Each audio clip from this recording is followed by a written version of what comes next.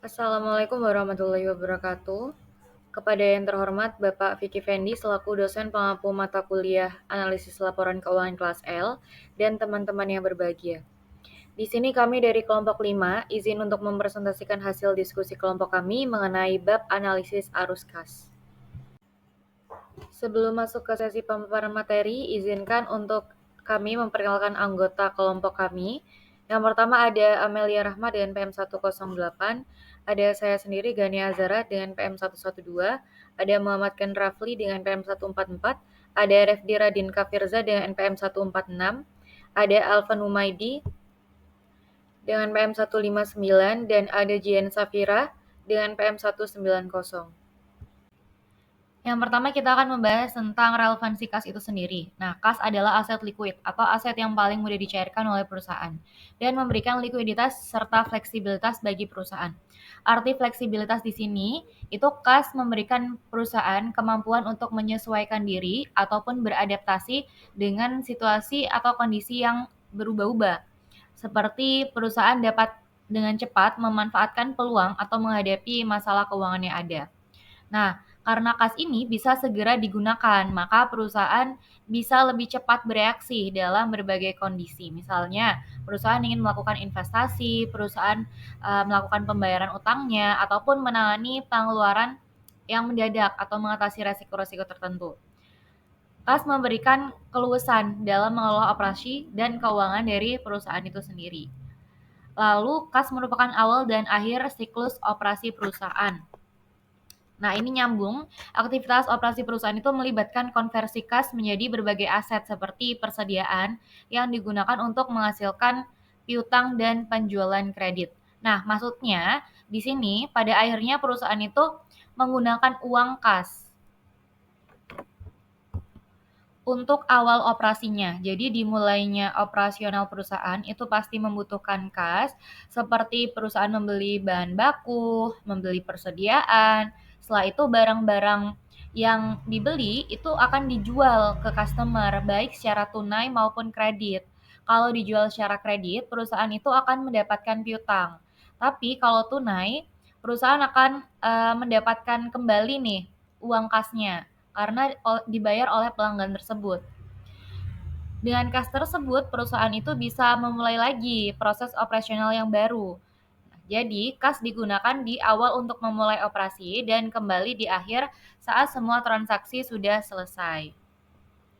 Arus kas bersih tetap menjadi ukuran akhir dari profitabilitas. Nah, jumlah kas yang tersisa dalam akhir periode itu semua pemasukan dan pengeluaran dari operasi ya yang sudah dihitung. Hal tersebut menjadi ukuran dari seberapa menguntungkannya aktivitas perusahaan, karena kas yang tersedia itu menunjukkan kemampuan perusahaan untuk bertahan, membayar utang, dan berinvestasi. Kas itu bukan laba yang digunakan untuk membayar utang, mengganti peralatan, memperluas fasilitas, dan membayar dividen. Jadi laba itu tidak semuanya berbentuk kas. Yang digunakan untuk membayar utang, mengganti peralatan, dan lain-lain itu adalah kas. Karena aset yang paling mudah dicairkan dan dilakukan tukar-menukar itu adalah kas. Nah, analisis keluar masuk arus kas dan sumber-sumbernya dari operasional, investasi, pendanaan itu dinilai sangat penting untuk menilai suatu likuiditas, solvabilitas, dan fleksibilitas keuangan dari suatu perusahaan. Arti dari likuiditas sendiri itu adalah kemampuan aset dan kewajiban untuk diubah menjadi kas dengan cepat. Contohnya jika perusahaan mempunyai aset mesin, perusahaan bisa menjual aset mesin itu dengan cepat dan dapat dikonversi menjadi uang kas dengan cepat. Selanjutnya ada solvabilitas, yaitu kemampuan perusahaan untuk membayar kewajiban saat jatuh tempo.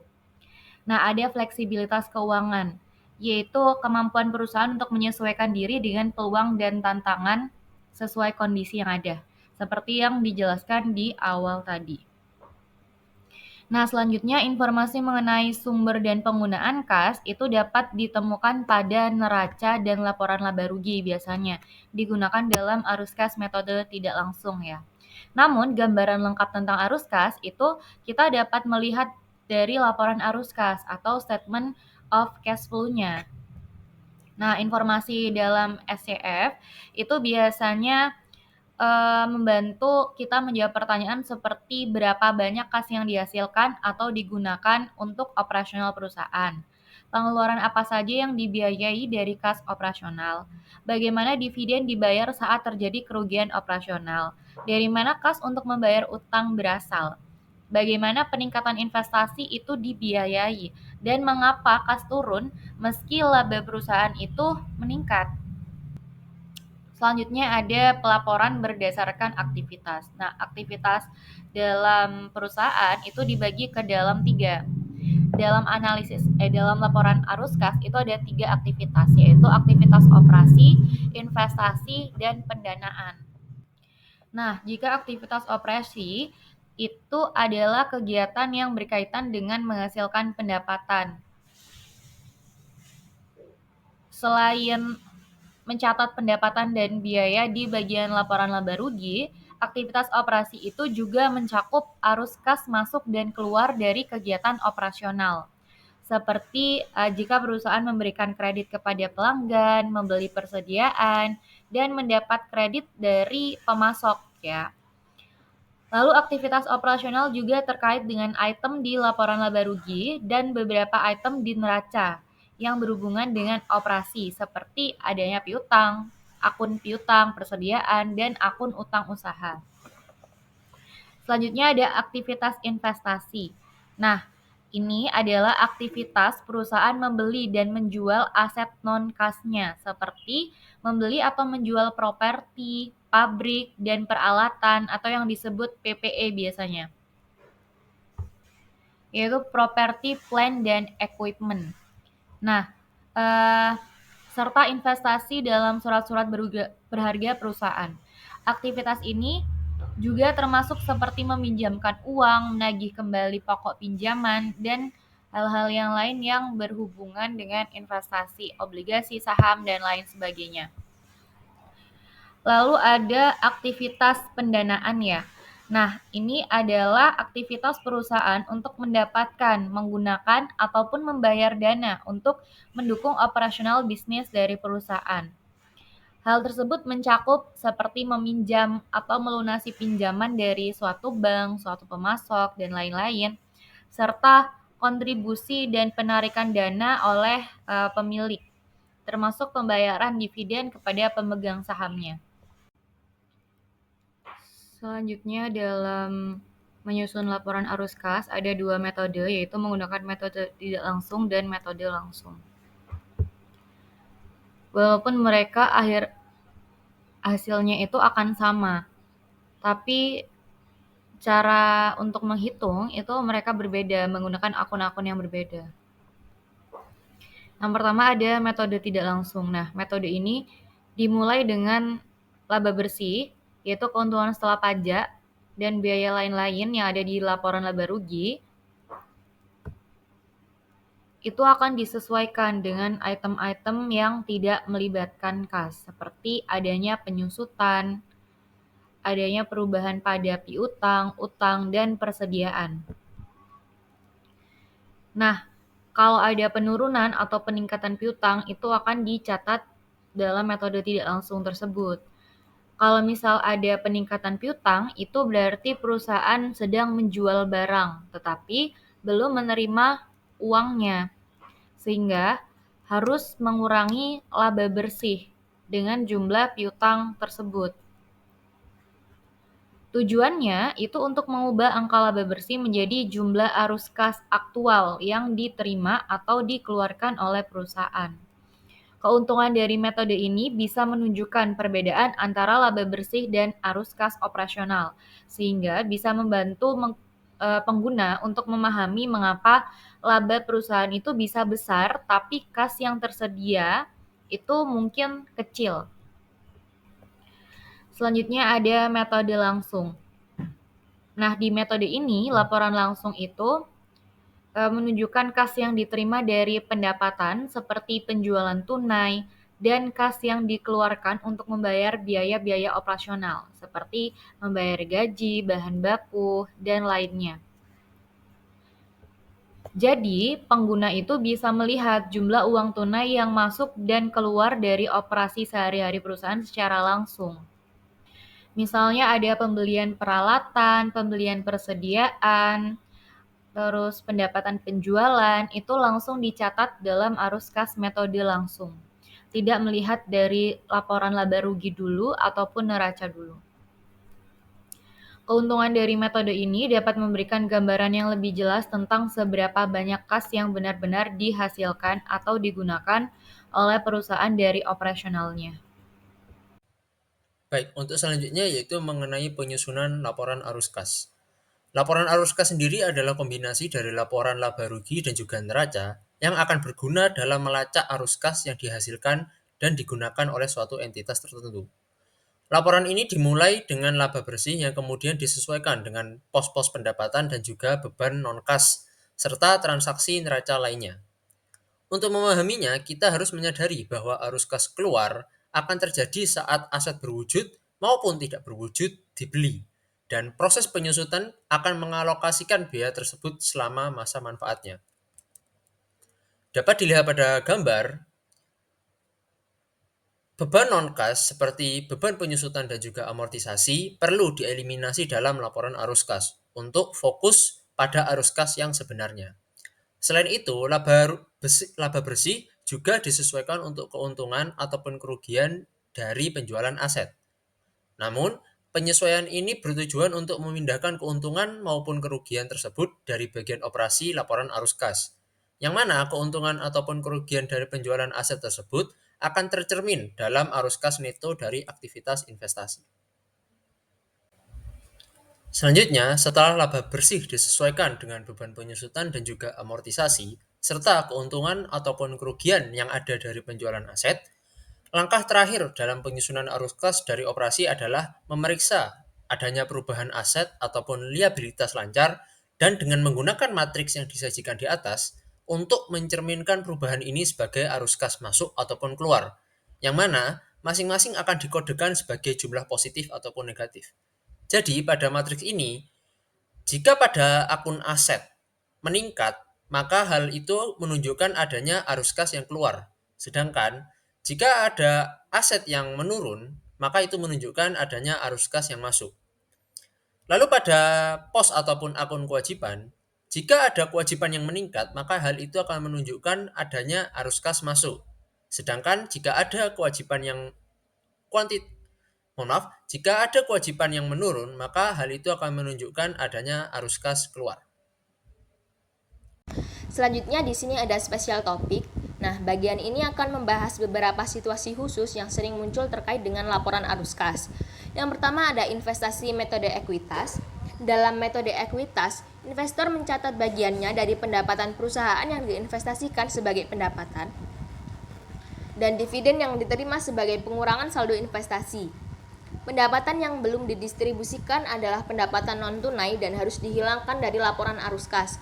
Misalnya jika Gold memiliki 40% saham di Netcom dan Netcom melaporkan pendapatan bersih sebesar $100.000 serta mendistribusikan $60.000 sebagai dividen, maka Gold akan mencatat $40.000 sebagai pendapatan ekuitas dan mengurangi saldo investasinya sebesar $24.000. Nah, pendapatan investasi sebesar $16.000 yang belum diterima dalam bentuk tunai harus dikurangkan dari pendapatan bersih saat menghitung arus kas bersih dari operasi. Kemudian yang kedua ada akuisisi perusahaan dengan saham. Ketika sebuah perusahaan membeli perusahaan lain menggunakan saham, maka aset dan liabilitas yang dikonsolidasi itu akan bertambah bersamaan dengan akun ekuitas. Namun hanya perubahan pada akun neraca yang terjadi akibat transaksi tunai yang akan dilaporkan dalam laporan arus kas.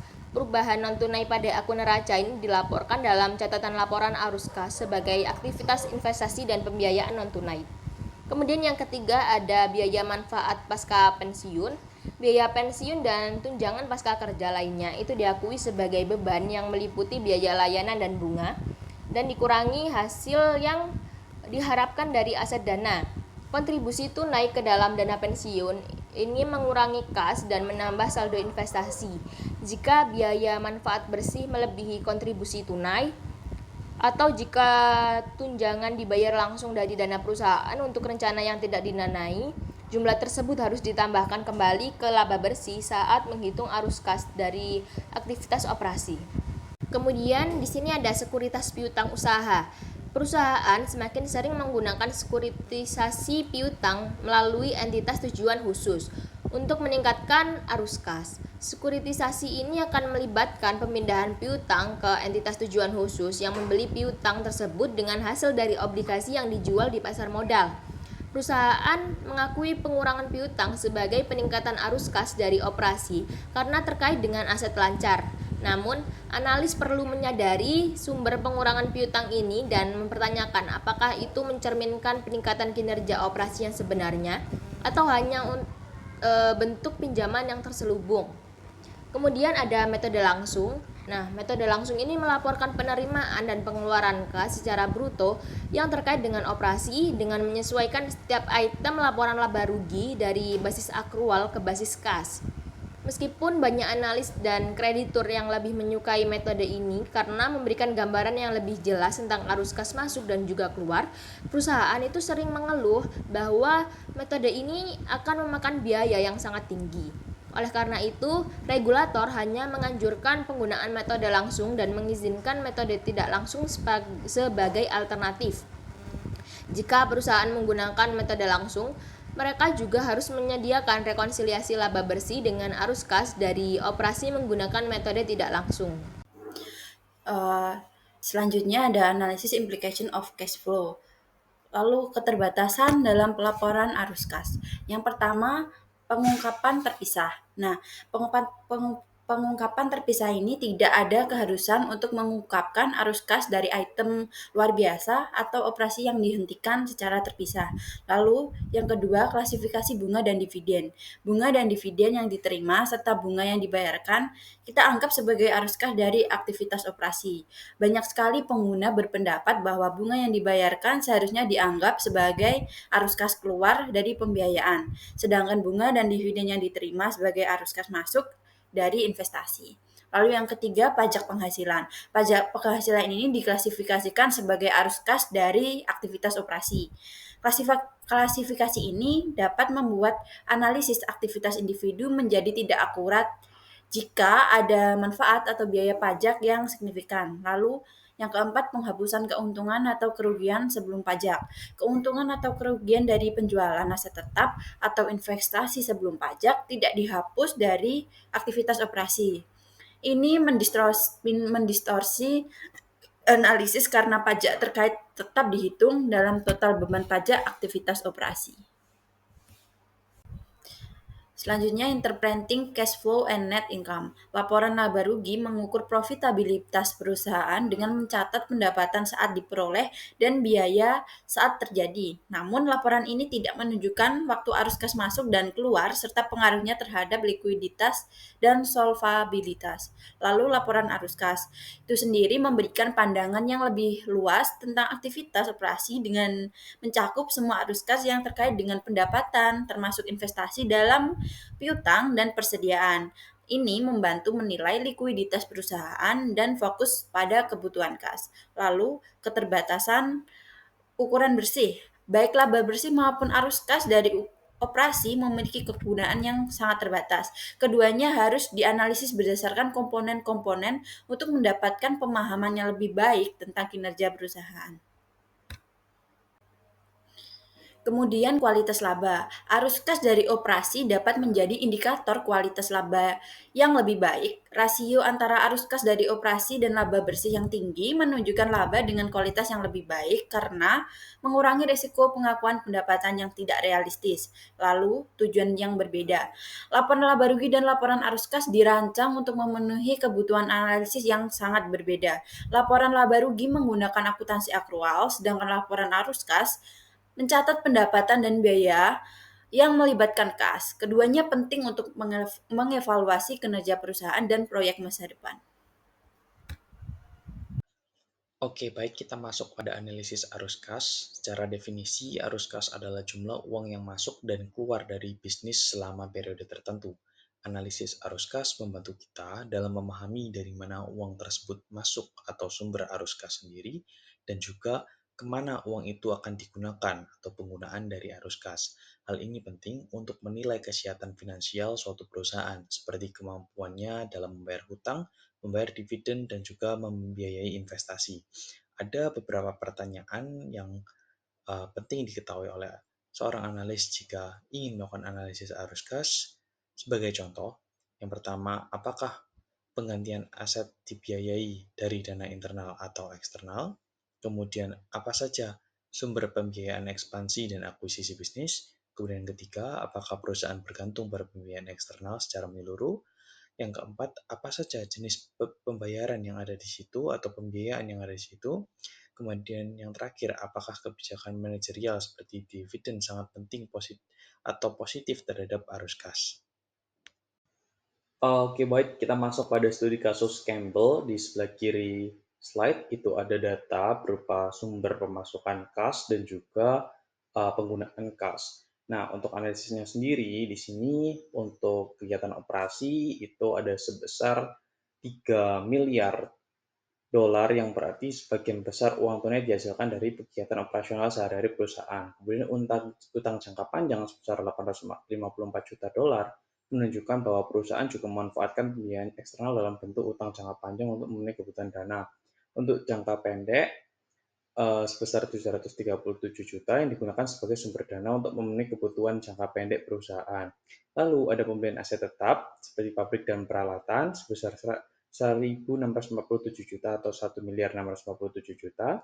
Ini menunjukkan bahwa perusahaan terus berinvestasi dalam aset fisik untuk mendukung produksi dan operasional. Kemudian ada akuisisi bisnis sebesar 718 juta, yang berarti perusahaan membeli bisnis lain untuk memperluas jangkauan atau kapasitas operasionalnya. Kemudian terakhir, dividen tunai sebesar 649 juta yang dibayarkan kepada pemegang saham mencerminkan komitmen perusahaan terhadap pengembalian nilai bagi investor. Untuk kinerjanya sendiri, pertumbuhan kas dan setara kas selama 6 tahun ini mengalami peningkatan sebesar 24 juta dolar, menunjukkan bahwa secara keseluruhan perusahaan berhasil menjaga stabilitas kas meskipun ada investasi yang sangat besar. Kemudian ada kontribusi arus kas dari operasi, itu rata-ratanya dari 55,7% dari seluruh sumber arus kas. Namun ada penurunan di tahun 9 di mana persentase ini turun menjadi 31,3. Ini mungkin terjadi karena adanya penurunan kinerja di tahun tersebut. Nah, di tahun ke-11 adalah puncak tertinggi bagi Campbell Soup. Nah, di sini saking banyaknya kas yang masuk dari kegiatan operasi, itu dapat menutupi seluruh kegiatan investasi dan juga membayarkan dividen. Namun di tahun ke-9 dan 10 itu Campbell Soup mengalami penurunan, namun tidak berdampak signifikan pada arus kas karena biaya restrukturisasi ini bukan biaya yang keluar secara tunai, seperti itu.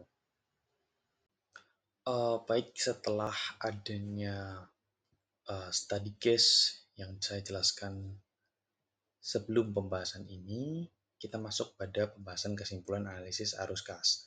Dari analisis arus kas sendiri, kita dapat menarik berbagai kesimpulan tentang kebijakan manajemen, misalnya bagaimana perusahaan memutuskan untuk menginvestasikan dananya, dan apakah mereka terlalu bergantung pada pembiayaan eksternal, dan apakah mereka menggunakan arus kas dengan cukup bijaksana. Ada beberapa poin kunci. Analisis ini memungkinkan kita untuk menilai keputusan manajemen dalam jangka panjang dan melihat apakah mereka berhasil mengatasi tantangan bisnis atau memanfaatkan peluang. Selanjutnya, yaitu misalnya dalam kasus yang saya bacakan tadi, Campbell Soup, perusahaan menggunakan arus kas untuk membeli aset dan melakukan ekspansi, yang menunjukkan bahwa mereka berinvestasi untuk masa depan. Untuk yang terakhir, kita masuk pada pembahasan pengukuran alternatif arus kas dan kondisi ekonomi dan pengaruhnya terhadap arus kas. Untuk pengukuran alternatif arus kas sendiri, ada EBITDA, yaitu Earning Before Interest, Taxes, Depreciation, and Amortization, yaitu salah satu cara untuk mengukur arus kas, namun memiliki beberapa kelemahan. Misalnya, menambahkan kembali depresiasi bukan berarti uang tunai benar-benar tersedia untuk digunakan, karena depresiasi adalah pengeluaran yang nyata yang mempengaruhi aset perusahaan. Kemudian, yaitu kondisi ekonomi dan pengaruhnya terhadap arus kas. Perubahan dalam kondisi ekonomi dapat mempengaruhi arus kas perusahaan. Misalnya, perusahaan yang sukses dapat mengalami masalah arus kas karena mereka perlu menginvestasikan lebih banyak uang untuk memenuhi permintaan konsumen. Di sisi lain, perusahaan yang gagal mungkin mengurangi persediaan atau piutang untuk menjaga arus kas tetap positif, tetapi ini biasanya mengorbankan profitabilitas jangka panjangnya. Baik, yang selanjutnya ada free cash flow, di mana free cash flow adalah kas yang dihasilkan dari operasi setelah pengeluaran modal dan dividen, dengan tujuan yaitu mengukur seberapa banyak kas yang tersedia bagi perusahaan untuk tumbuh atau dikembalikan kepada pemegang saham. Rumus dari free cash flow sendiri yaitu arus kas dari operasi dikurangi dengan pengeluaran modal dan dikurangi dengan dividen. Catatan, free cash flow positif menunjukkan kesehatan keuangan, sementara free cash flow negatif mengindikasikan bahwa perusahaan mungkin membutuhkan pendanaan eksternal atau keuangan perusahaan kurang bagus. Kalau ada cash flow as validators yang berperan sebagai yang perannya adalah arus kas bertindak sebagai pemeriksa atas laba bersih dan kualitas pendapatan. Arus kas menunjukkan apakah laba yang dilaporkan didukung oleh kas yang sebenarnya. Untuk validasi sendiri, yaitu arus kas membantu menilai kualitas laba, kemampuan melayani utang, dan fleksibilitas keuangan. Ini memastikan pendapatan tidak terlalu bergantung pada asumsi akuntansi. Selanjutnya ada cash flow adequacy ratio, yaitu mengukur kemampuan perusahaan untuk menghasilkan kas yang cukup untuk menutup pengeluaran modal, penambahan persediaan, dan dividen selama periode waktu tertentu. Rumusnya sendiri adalah rasio kecukupan kas sama dengan total arus kas dari operasi selama 3 tahun dibagi dengan penjumlahan dari pengeluaran modal ditambah penambahan persediaan ditambah dividen selama 3 tahun. Catatan, rasio di atas 1 tahun berarti rasio di atas 1 berarti perusahaan menghasilkan kas yang cukup secara internal untuk membiayai pengeluaran tersebut. Di bawah 1 menunjukkan perlunya pendanaan eksternal.